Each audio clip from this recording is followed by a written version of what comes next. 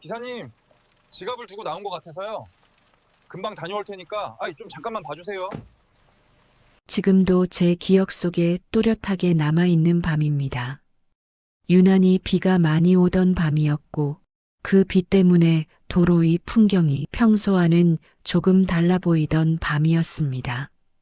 가로등 불빛은 빗물에 번져 있었고 차창 밖으로 보이는 세상은 전부 흐릿했습니다. 마치 모든 게 잠시 멈춘 것처럼 조용하고 느리게 흘러가고 있었습니다. 택시 안에는 라디오 소리만 낮게 흐르고 있었습니다. 뉴스인지 음악인지 정확히 기억나지는 않지만 그 소리가 그날 밤 유일하게 또렷했던 소리였던 건 분명합니다. 손님도 거의 없던 시간이었습니다. 비가 많이 오는 날이면 오히려 손님이 많을 법도 한데 그날은 이상하게도 도로가 한산했습니다. 그래서 저는 오늘은 이대로 하루를 마치게 되겠구나. 그런 생각을 하고 있었습니다. 그때였습니다. 한 남자가 아이의 손을 잡고 제 택시 앞에 멈춰 섰습니다. 남자는 문을 열고 아이를 먼저 태웠습니다. 아이는 4살쯤 되어 보였고 말이 없었습니다. 주변을 두리번거리지도 않았고 어리광을 부리지도 않았습니다. 그저 조용히 말없이 뒷좌석에 앉아 있었습니다. 남자는 아이를 자리에 앉힌 뒤 저를 보며 말했습니다. 기사님, 지갑을 두고 나온 것 같아서요. 금방 다녀올 테니까 아이 좀 잠깐만 봐주세요. 그 말은 아주 평범했고 그 상황도 특별할 게 없어 보였습니다. 그래서 저는 그 말을 의심하지 않았습니다. 그게 이야기의 시작이었습니다. 남자는 그렇게 말한 뒤 급하게 택시에서 내렸습니다. 금방 올게요. 그 말을 한 번 더 남기고 골목 안쪽으로 빠르게 걸어 들어갔습니다. 비가 많이 와서인지 남자의 뒷모습은 금세 흐릿해졌습니다. 저는 시동을 끄지 않은 채 그 자리에 그대로 있었습니다. 정말로 잠깐 지갑을 가지러 간 것뿐일 수도 있으니까요. 사실 그때까지만 해도 이 상황을 심각하게 생각하지 않았습니다. 5분 정도면 돌아오겠지. 아무리 늦어도 10분이면 오겠지. 그 정도로만 생각하고 있었습니다. 그래서 저는 사이드 미러를 몇 번이나 바라봤습니다. 혹시라도 골목 끝에서 뛰어오는 모습이 보일까 해서요. 하지만 5분이 지나고 10분이 지나도 남자는 돌아오지 않았습니다. 비는 점점 더 세차게 내렸고 택시 안은 점점 더 조용해졌습니다. 라디오 소리마저 어느 순간 귀에 들어오지 않게 됐습니다. 그제야 이 상황이 조금 이상하다는 생각이 들었습니다. 지갑을 가지러 간 사람이 이렇게 오래 걸릴 일이 있나? 그때부터 제 시선은 골목이 아니라 뒷좌석에 앉아 있는 아이에게로 향했습니다. 아이는 여전히 그 자리에 그대로 앉아 있었습니다. 아무 말도 하지 않은 채 움직이지도 않은 채 말입니다. 이상했던 건 아이가 울지 않았다는 겁니다. 4살짜리 아이면 아버지가 갑자기 사라졌을 때 울음을 터뜨려도 이상하지 않습니다. 겁을 먹거나 소리를 지르거나 차문을 두드릴 수도 있었을 겁니다. 그런데 아이는 그 어떤 행동도 하지 않았습니다. 그저 조용히 제 옆자리에 앉아 제 손을 꼭 잡고 있었습니다. 제가 손을 살짝 빼려고 하자 아이는 조금 더 힘을 줘서 제 손을 붙잡았습니다. 그 모습이 이상하게도 제 마음을 더 불안하게 만들었습니다. 마치 이 손을 놓으면 어디로 가게 될지 이미 알고 있는 아이처럼 느껴졌기 때문입니다. 제가 조심스럽게 물었습니다. 아빠 어디 갔을까? 아이는 아무 말도 하지 않았습니다. 다만 고개를 한번 끄덕였을 뿐입니다. 눈을 보니 눈물이 맺혀 있었습니다. 분명 울고 싶은 얼굴이었는데 눈물은 떨어지지 않았습니다. 그때 저는 이 아이가 지금 이 순간을 참고 있다는 생각이 들었습니다. 울지 않기 위해 버티고 있다는 느낌이었습니다. 그리고 그 순간 저는 처음으로 이 아이를 그냥 지나칠 수 없을지도 모르겠다는 생각을 하게 됐습니다. 아이를 몇 번 더 바라본 뒤 저는 결국 결정을 내렸습니다. 이건 제가 혼자 판단해서 끝낼 일이 아니라는 생각이 들었기 때문입니다. 그래서 경찰에 전화를 걸었습니다. 상황을 차분하게 설명하려고 했지만 말을 하다 보니 제 목소리가 생각보다 많이 떨리고 있었습니다. 아이와 함께 택시를 타러 온 남자가 있었고 지갑을 가지러 간다며 아이를 맡기고 내렸는데 아직까지 돌아오지 않고 있다는 이야기였습니다. 전화를 받은 경찰은 조용히 제 말을 끝까지 들었습니다. 그리고 잠시 침묵한 뒤 이렇게 말했습니다. 부모를 찾는데 시간이 걸릴 수 있습니다. 그 말은 아주 차분했고 공식적인 말이었지만 제 귀에는 다르게 들렸습니다.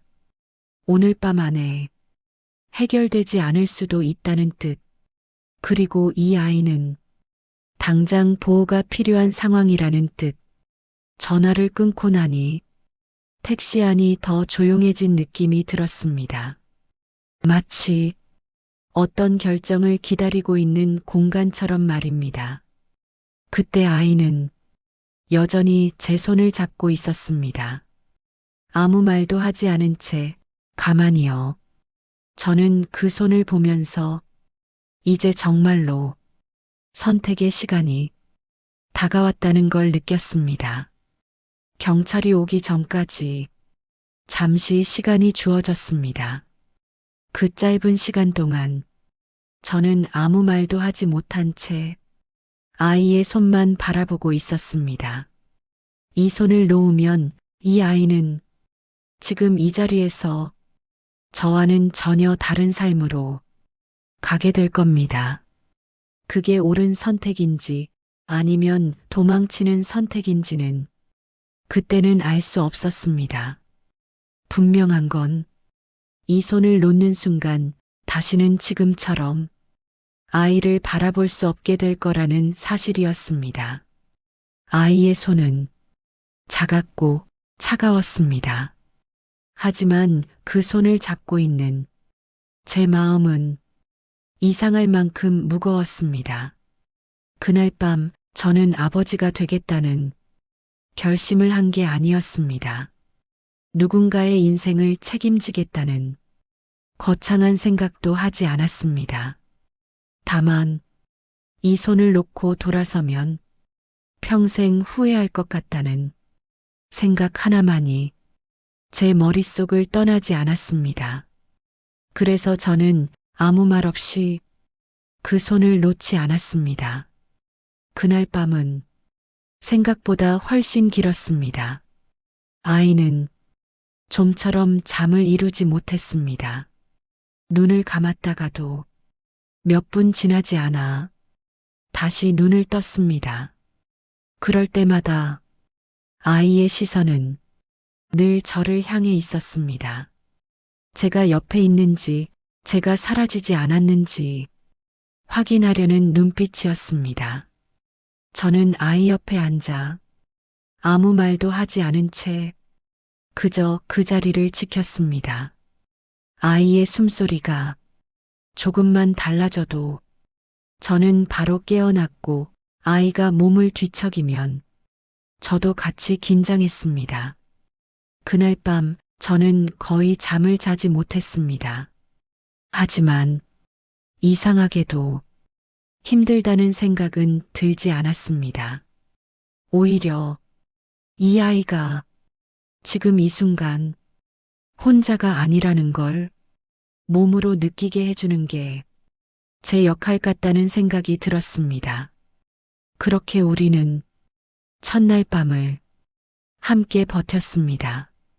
아이와 함께 사는 생활은 제가 생각했던 것보다 훨씬 더 서툴고 낯설었습니다.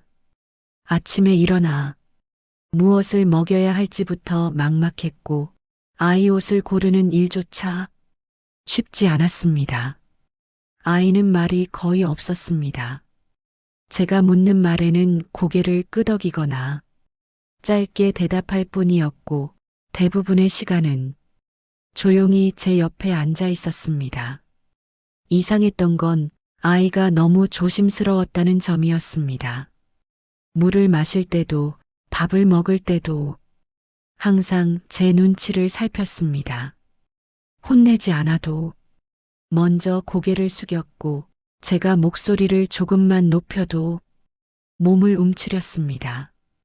그 모습을 보며 저는 자주 생각했습니다.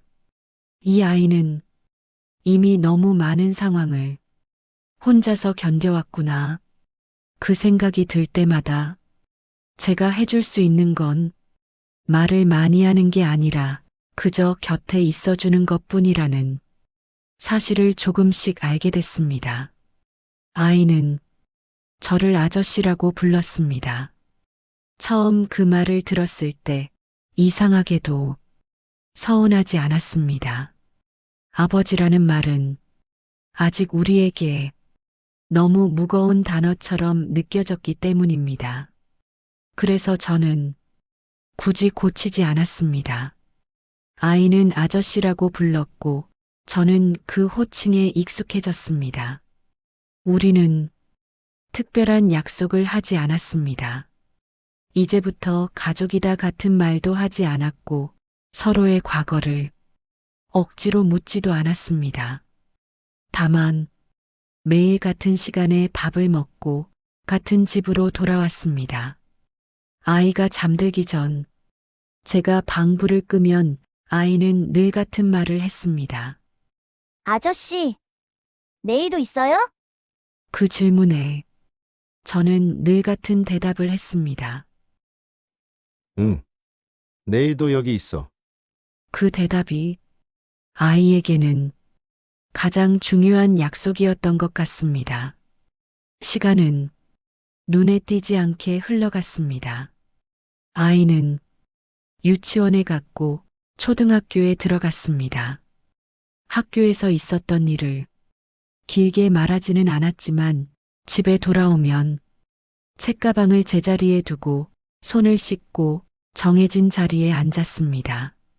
선생님에게서 가끔 연락이 왔습니다. 아이가 수업 시간에 조용하지만 항상 끝까지 자리에 남아 있습니다. 청소 시간에는 누가 시키지 않아도 마지막까지 돕고요. 그 말을 들을 때마다 저는 괜히 마음이 무거워졌습니다. 아이가 착하다는 말이 칭찬이면서도 한편으로는 너무 일찍 어른이 된 건 아닐까 걱정이 됐기 때문입니다.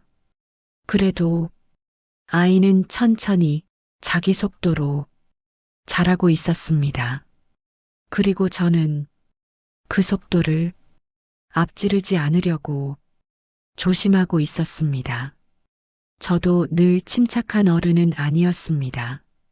아이를 키우다 보니 어느 순간부터는 제 여유가 먼저 바닥나는 날들이 생겼습니다.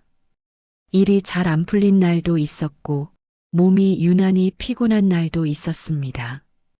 그럴 때면 아이에게 괜히 목소리가 높아질 때가 있었습니다. 그만 좀 해.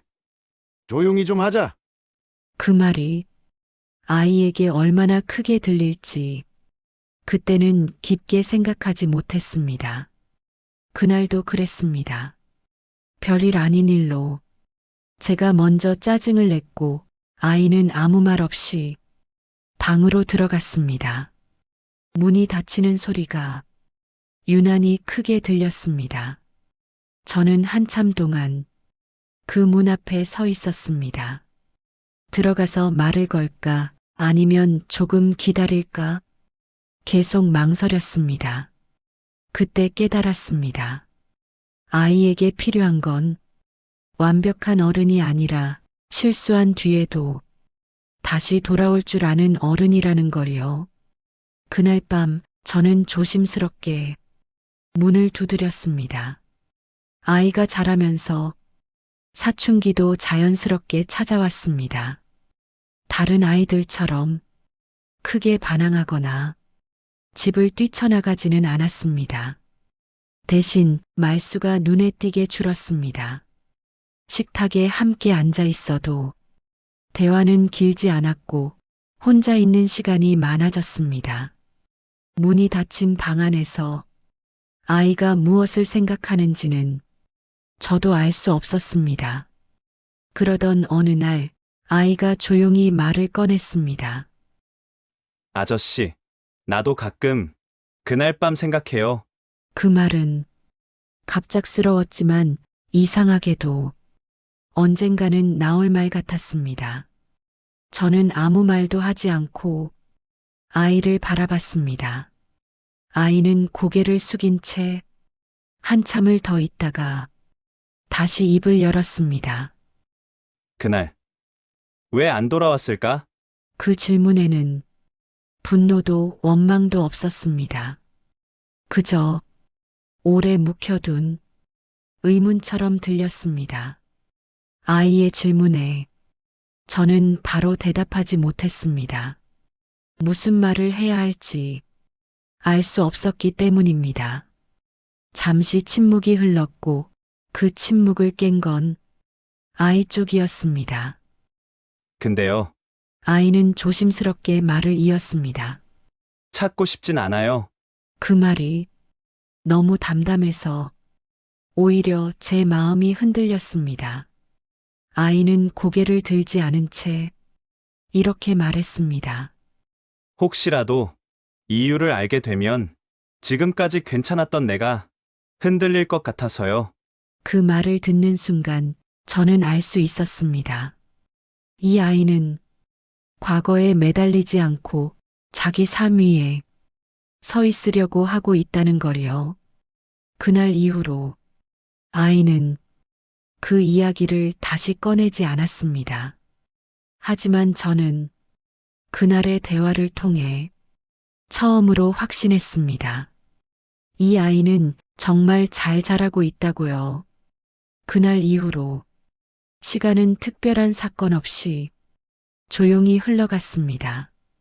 아이는 어느새 키가 훌쩍 자랐고 목소리도 점점 낮아졌습니다. 말수는 여전히 많지 않았지만 자기 생각을 정리해서 차분하게 말할 줄 아는 사람이 되어 있었습니다. 학교를 다니며 큰 문제를 일으킨 적도 없었고 눈에 띄는 성과를 자랑한 적도 없었습니다. 다만 거짓말을 하지 않았고 약속을 가볍게 여기지 않았으며 다른 사람을 함부로 대하지 않았습니다. 그게 제가 아이에게 바랐던 전부였습니다. 어느 순간부터는 제가 아이를 가르친다기보다 아이의 모습을 보며 제가 더 배우고 있다는 느낌이 들었습니다. 조급해하지 않는 법, 남과 비교하지 않는 법, 그리고 자기 자리를 지키는 법을요. 그렇게 우리는 말없이 시간을 건너왔습니다. 아이는 20살이 되었습니다. 생일이라고 특별한 말을 하지는 않았고 케이크를 찾지도 않았습니다. 다만 그날 저녁 식탁에 마주 앉아 조용히 밥을 먹었습니다. 그러다 갑자기 아이가 고개를 들고 저를 바라보았습니다. 아버지, 그 한마디에 저는 아무 말도 하지 못했습니다. 언젠가는 들을지도 모른다고 생각은 했지만 막상 그 순간이 오자 어떻게 반응해야 할지 알 수 없었습니다. 아이의 첫 월급으로 우리는 같이 밥을 먹었습니다. 비싼 식당도 아니었고 특별한 메뉴도 아니었습니다. 하지만 그날만큼은 밥맛이 유난히 또렷하게 기억에 남아 있습니다. 아이는 여전히 말이 많지 않았지만 그 얼굴은 편안해 보였습니다. 그 모습 하나로 저는 충분했습니다. 지금도 비가 오는 밤이면 가끔 그날이 떠오릅니다. 택시 안에서 작은 손 하나를 놓지 못했던 그 순간을요. 저는 훌륭한 아버지는 아니었을지도 모릅니다. 하지만 도망치지 않는 어른으로 살려고는 했습니다. 아이에게 완벽한 선택을 보여주진 못했을지 몰라도 적어도 책임에서 눈을 돌리지는 않았습니다. 그리고 그 아이는 잘 자랐습니다. 누군가의 인생을 대신 살아주지는 않았지만 자기 삶을 스스로 살아갈 줄 아는 사람으로요. 그것이면 이 이야기에는 더 이상 덧붙일 말이 없습니다. 여러분이라면 그날 밤 그 손을 잡을 수 있었을까요?